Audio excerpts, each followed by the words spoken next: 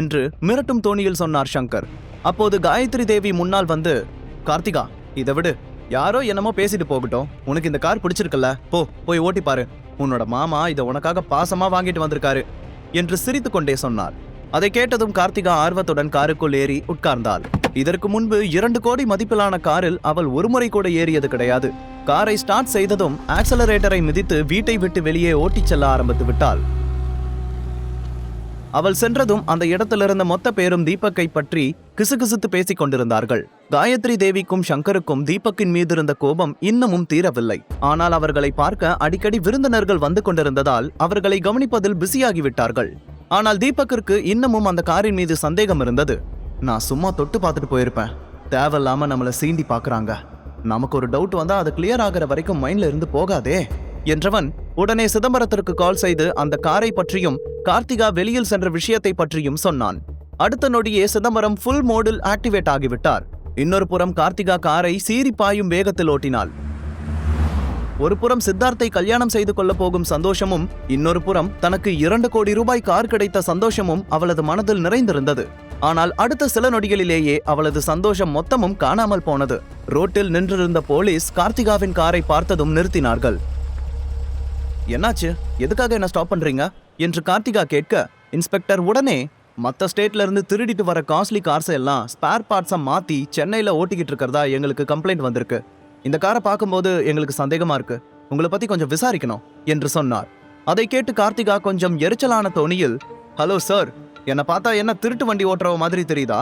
இந்த கார் என்னோட கல்யாணத்துக்காக என் மாமா கிஃப்ட் பண்ணது, நீங்க ஏதோ தப்பா புரிஞ்சுக்கிட்டீங்கன்னு நினைக்கிறேன் என்று சொல்லி முடிக்கும் முன்பே, உங்க மாமா கிட்ட எங்களை கூட்டிட்டு போங்க, நாங்க அவரை பார்க்கணும், ஆனா இந்த கார்ல கிடையாது என்று சொன்ன இன்ஸ்பெக்டர் அருகில் நின்றிருந்த கான்ஸ்டபிளை பார்த்து, கான்ஸ்டபிள், இந்த கார் எடுத்துட்டு நீ ஸ்டேஷன் போயிடு என்று சொன்னார். உடனே கான்ஸ்டபிளும் கார்த்திகாவை கீழே இறக்கி அவள் பேச்சை கண்டு கொள்ளாமல் காரை எடுத்துக்கொண்டு அங்கிருந்து கிளம்பினார். அதன் பிறகு இன்ஸ்பெக்டர் போலீஸ் காரில் ஏறி, மேடம் வாங்க, உங்க மாமாவை பார்க்க போகலாம் என்று சொல்ல, கார்த்திகா கண்களில் தேங்கிய கண்ணீருடன், சார் இப்படியெல்லாம் பண்ணாதீங்க, இன்னைக்கு எனக்கு என்கேஜ்மெண்ட், இந்த கண்டிஷன்ல உங்களோட நான் அங்க வந்தா என்று சொல்லியபடி கொஞ்சம் தயங்கினாள். மேடம், போலீஸ்க்கு கோஆபரேட் பண்ணனா உங்களோட நிச்சயதார்த்தம் நல்லபடியா நடக்கும், தேவையில்லாம அடம் பிடிச்சா நாங்க வேற மாதிரி விசாரிக்க வேண்டி வரும் என்று இன்ஸ்பெக்டர் சொல்ல, கார்த்திகா பயத்தில் அமைதியாக காரில் ஏறி அமர்ந்தாள். இன்னொரு புறம் கார்த்திகா வெளியில் சென்று 1 மணி நேரத்திற்கும் மேல் ஆகிவிட்டதால் அவளை நினைத்து எல்லோரும் கவலைப்பட ஆரம்பித்து விட்டார்கள். கார்த்திகா புது காரை பார்த்த ஆர்வத்தில் போனையும் எடுக்காமல் சென்றிருந்தாள். கேசவன் எந்த நேரத்திலும் சித்தார்த்துடன் வீட்டிற்கு வந்து விடுவார் என்று எல்லோரும் பயத்துடன் நின்றிருந்தார்கள். அப்போது காயத்ரி தேவி பதட்டத்துடன், சங்கர், மாப்பிள்ளை வீட்டுக்காரங்க வரத்துக்குள்ள அவ இங்க இருக்கணும் என்று சொன்னார். அம்மா, நான் ஃபோன் பண்ண, அவ அட்டன் பண்ணல, ஒருவேளை போனை இங்கேயே எங்கேயாவது வச்சுட்டு போயிருக்கலாம், நான் பசங்களை அனுப்பி தேட சொல்றேன் என்று சொன்னார் சங்கர். இன்னைக்கு அவளோட நிச்சயதார்த்தம், மாப்பிள்ளை வீட்டுக்காரங்க வர சமயத்துல பொண்ணு வீட்டுல இல்லைன்னு தெரிஞ்சா அவங்க என்ன நினைப்பாங்க என்று காயத்ரி தேவி பயத்துடன் சொன்னார். சரியாக அந்த நேரத்தில் கேட்டை தாண்டி போலீஸ் சைரனுடன் ஒரு கார் வந்து கொண்டிருப்பதை எல்லோரும் பார்த்தார்கள். போலீஸ் எதற்காக இங்கே வருகிறார்கள் என்று தீபக்கிற்கு நன்றாக தெரியும். ஆனால் மற்ற யாருக்குமே அதை பற்றி தெரிந்திருக்க வாய்ப்பில்லை. ஷர்மிளாவும் போலீஸை பார்த்ததும் குழப்பத்துடன் வந்து தன் அப்பா அம்மாவிடம் நின்று கொண்டாள். காரிலிருந்து இன்ஸ்பெக்டர் கார்த்திகா 2 பேரும் இறங்குவதை பார்த்த காயத்ரி தேவி முன்னால் வந்து, இன்ஸ்பெக்டர் என்னாச்சு, எதுக்காக என் பேத்தியை நீங்க கூட்டிட்டு வந்திருக்கீங்க? கார்த்திகா, நம்ம புது காரங்கம்மா என்று கேட்டார். அவர் சொன்னதை கேட்ட இன்ஸ்பெக்டர் கொஞ்சம் கோபமான தோணியில், இங்க யார் சங்கர் என்று கேட்டார். அதை கேட்டதுமே காயத்ரி தேவி குழப்பத்துடன் திரும்பி சங்கரை பார்த்து, சங்கர், இவர் உனக்கு தெரிஞ்சவரா, எதுக்காக வந்திருக்காரு என்று கேட்டார். உடனே இன்ஸ்பெக்டர், அதை நான் சொல்றேன், உண்மையிலேயே இந்த சங்கர் கிஃப்டா கொடுத்த கார் ஒரு திருட்டு கார். நாங்க ரொம்ப நாளா அந்த கும்பலை தேடிட்டு இருக்கோம். அவங்க மற்ற ஸ்டேட்ல இருந்து இந்த மாதிரி சொகுசு காரை திருடி அதோட பார்ட்ஸ் எல்லாம் மாத்தி டூப்ளிகேட் பண்ணி சேல் பண்ணிட்டு இருக்காங்க என்று சொன்னார். அதை கேட்டதும் காயத்ரி தேவிக்கு பயங்கர அதிர்ச்சியாக இருந்தது. சுற்றி நின்றிருந்த உறவினர்கள் எல்லோரும் தங்களுக்குள் கிசுகிசுத்துக் கொண்டார்கள். சங்கர் பதில் எதுவும் சொல்லாமல் அமைதியாக, அனைவருக்கும் புரிந்துவிட்டது, அது தீபக் சொன்னபடி டூப்ளிகேட் கார் தான். எல்லோரும் பார்க்க காயத்ரி தேவியால் அந்த அவமானத்தை தாங்கிக் கொள்ள முடியவில்லை. என்ன சங்கர் இதெல்லாம், அப்ப நீ என்கிட்ட போய் சொன்னியா? இனிமே நான் எப்படி வெளியில தலை காட்டுவேன்? இப்படி பண்ணிட்டியே, இதுக்கு மேல நீ என் மூஞ்சிலேயே முழிக்காத என்று கோபமாக சொன்னார். அவர் சொன்னதை கேட்டு சங்கர் கண்கள் கலங்க, அம்மா என்ன மன்னிச்சிடுங்க, நான் பெரிய தப்பு பண்ணிட்டேன், கார்த்திகாவுக்கு ஒரு காஸ்ட்லி கிஃப்ட் கொடுக்கணும்னு தான் இப்படி பண்ண என்று தலை குனிந்தபடி சொன்னார். இன்ஸ்பெக்டர், இதுக்கும் என் பேத்திக்கும் எந்த சம்பந்தமும் இல்ல, இதுக்கெல்லாம் காரணம் என்னோட மகன் சங்கர் தான். நீங்க அவனை ஸ்டேஷனுக்கு கூட்டிட்டு போய் என்ன வேணாலும் விசாரிங்க. தப்பு பண்ணினவங்க தண்டனை அனுபவிச்சுதான் ஆகணும் என்று கோபமாக சொன்னார். உடனே இன்ஸ்பெக்டர் சங்கரின் கைகளில் விலங்கு மாட்டி இழுத்துச் சென்றார். சங்கர் அவமானத்தால் கூனி குறுகியபடி நடந்து சென்றார். அந்த காட்சியால் மொத்த சூழலும் அமைதியாக மாறியது. அப்போது காயத்ரி தேவியின் பார்வை தீபக்கின் மீது இருந்தது. சிறிது நேரத்திற்கு முன்பு தீபக் சொன்னது போல அப்படியே நடந்ததால் ஷர்மி மனதிற்குள் சந்தோஷப்பட்டு கொண்டாள். சங்கரை அங்கிருந்து அழைத்துச் சென்றதும், அவ்வளவுதான், எல்லாம் முடிஞ்சு போச்சு. இனிமே இதை பத்தி யாரும் பேச வேண்டாம். இன்னமும் கொஞ்ச நேரத்துல மாப்பிள்ளை வீட்டுக்காரங்க வந்துருவாங்க.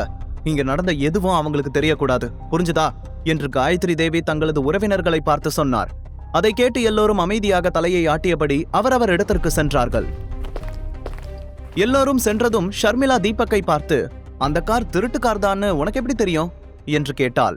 என்ன சொல்வதென்று தெரியாமல் திணறினான் தீபக். வசமா மாட்டிக்கிட்ட பங்கு, இப்ப நான் என்ன சொல்றது என்று ஏதோ யோசித்தவன், எனக்கு இந்த ஸ்போர்ட்ஸ் கார்ஸ் மேல ரொம்ப இன்ட்ரெஸ்ட் ஷர்மி. பேப்பர்ல இத பத்தி அதிகம் வரும், இதுக்குதான் நியூஸ் பேப்பர் படிங்கன்னு சொல்றது என்று லேசாக சிரித்து கொண்டே சமாளித்தான் தீபக். அதை கேட்டு ஷர்மிளா ஆச்சரியத்துடன், உனக்கு ஸ்போர்ட்ஸ் கார்ஸ பத்தி இவ்ளோ தெரியும்னு எனக்கு தெரியாது, பரவாயில்ல, என்னோட புருஷனுக்கு ஏதோ விஷயம் தெரியுதே என்று சொல்லிக்கொண்டே அந்த இடத்தை விட்டு நகர்ந்தாள். அதை கேட்டதும் தீபக்கின் மனதில் எல்லையில்லா சந்தோஷம் தோன்றியது.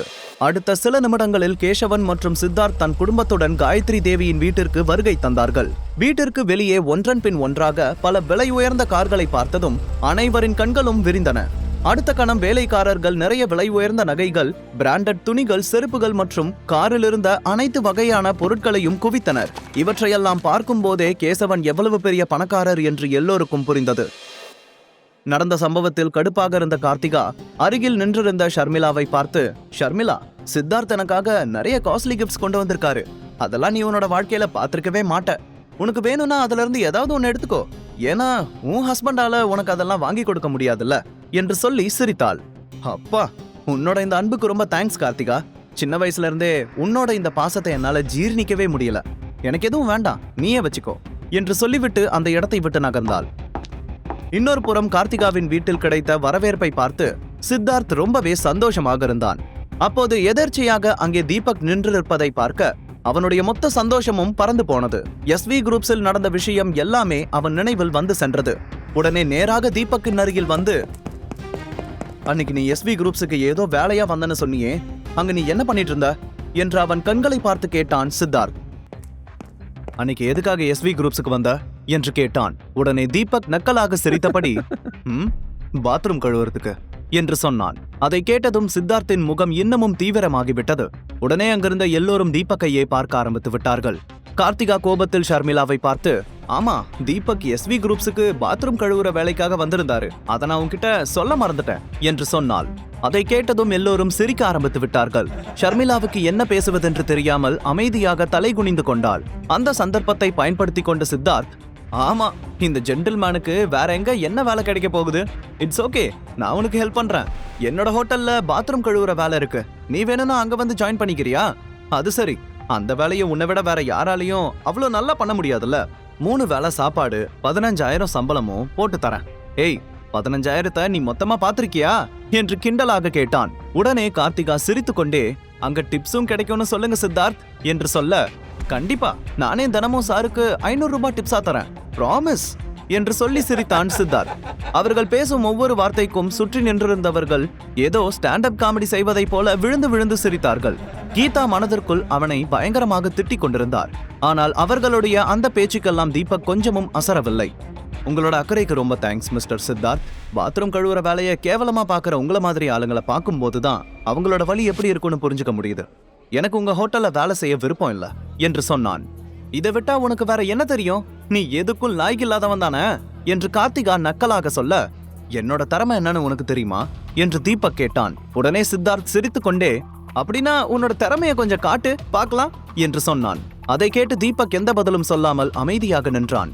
அவனுக்கு என்ன திறமை இருக்க போகுது சித்தார்த்? நல்லா பேசி ஷர்மிளாவை பிரெயின் வாஷ் பண்ணி எப்படி ஏமாத்தலாம், பணத்தை கறக்கலாங்கிற திறமை வேணா இருக்கும். உன் முன்னாடியெல்லாம் அவன் ஒண்ணுமே இல்ல என்று சொன்னாள் கார்த்திகா. உடனே சித்தார்த் சிரித்து கொண்டே, சரி அதை விடு, அவனை என் கூட கம்பேர் பண்றதே எனக்கு கேவலம் என்று சொன்னான். அதை கேட்ட தீபக் கொஞ்சம் கோபத்துடன், ஆல்ரெடி உன்னையும் உன் அப்பாவையும் SV குரூப்ஸ் பார்ட்னர்ஷிப்ல இருந்து துரத்தி விட்டுட்டாங்க தானே, இதெல்லாமே கடன் வாங்கி தான் இப்போ பந்தா பண்ணிட்டு இருக்கீங்க. சித்தார்த், காலம் எல்லா நேரமும் ஒரே மாதிரி இருக்காது. பணக்காரன் பிச்சைக்காரன் ஆகிறதெல்லாம் இன்னைக்கு ரொம்ப சகஜம் என்று சொன்னான். அதை கேட்டு எல்லோரும் முணுமுணுக்க ஆரம்பிக்க கார்த்திகா பல்லை கடித்து கொண்டாள். டென்ஷனான சித்தார்த், நான் பிச்சைக்காரன் ஆகிறனா இல்லையான்னு எனக்கு தெரியாது, ஆனா கண்டிப்பா உன்னால பணக்காரனாக முடியாது என்று சித்தார்த் கோபமான தோணியில் சொல்லி முடிக்கும் முன்பே வெளியில் சலசலப்பு சத்தம் அதிகமாக கேட்டது. உடனே எல்லோருடைய பார்வையும் வெளியில் விழுந்தது. காயத்ரி தேவிக்கும் எதுவும் புரியவில்லை. பல விலை உயர்ந்த கார்கள் வரிசையாக வெளியில் வந்து நிற்பதை பார்த்து காயத்ரி தேவி வேகமாக வெளியில் சென்றார். அப்போது பல செக்யூரிட்டிகள் வீட்டுக்குள் நுழைந்தார்கள். அவர்கள் அனைவரின் கைகளிலும் காஸ்ட்லியான கிஃப்ட் பாக்ஸ் இருந்தது. எல்லாவற்றையும் ஒட்டுமொத்தமாக கொண்டு வந்து வீட்டின் ஹாலில் குவித்து வைத்தார்கள். உண்மையில் இந்த பரிசுகள் எல்லாமே கேசவன் கொண்டு வந்ததை விடவும் மற்ற உறவுக்காரர்கள் கொண்டு வந்ததை விடவும் 10 மடங்கு அதிகமாக இருந்தது. அதை பார்த்து அங்கே நின்றிருந்த எல்லோரும் மீண்டும் பிரமிப்பில் முணுமுணுக்க தொடங்கினார்கள். சிறிது நேரத்திற்கு முன்பு தீபக்கை பார்த்து கேலி செய்து சிரித்த அதே கூட்டம்தான் இப்போது அந்த பரிசு பொருட்களையும் தங்கம் மற்றும் வைர நகைகளையும் வாயை பிளந்தபடி பார்த்து கொண்டிருந்தார்கள். அந்த நேரத்தில் கையில் துப்பாக்கியுடன் பாதுகாப்புக்கு வந்த 4 செக்யூரிட்டி கார்ட்ஸுடன் சிதம்பரம் அங்கே நுழைந்தார். அவரை பார்த்ததும் காயத்ரி தேவிக்கு அடையாளம் தெரியவில்லை. அவர் கேசவனின் உறவினராக இருக்கலாம் என்று நினைக்க ஆரம்பித்தார். சிதம்பரம் உள்ளே வந்ததும் சிறிது தூரத்தில் நின்றிருந்த தீபக்கை பார்த்தார்.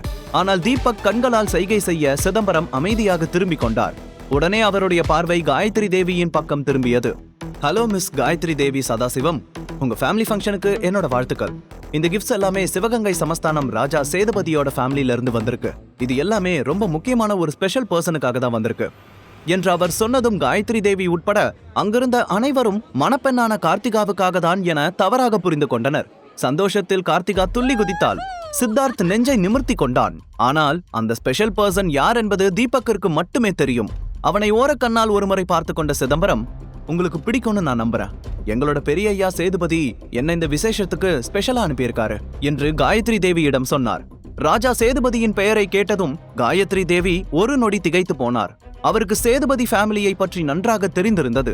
கார்ப்பரேட் பிசினஸ் உலகத்தில் இருக்கும் எல்லோருக்கும் சிவகங்கை சேதுபதி என்ற பெயர் ரொம்பவே பரிச்சயமாக இருந்தது. முழு கதையையும் கேட்டு மகிழ பாக்கெட் FM ஆப்பை டவுன்லோட் செய்யுங்கள். லிங்க் டிஸ்கிரிப்ஷனில் கொடுக்கப்பட்டுள்ளது.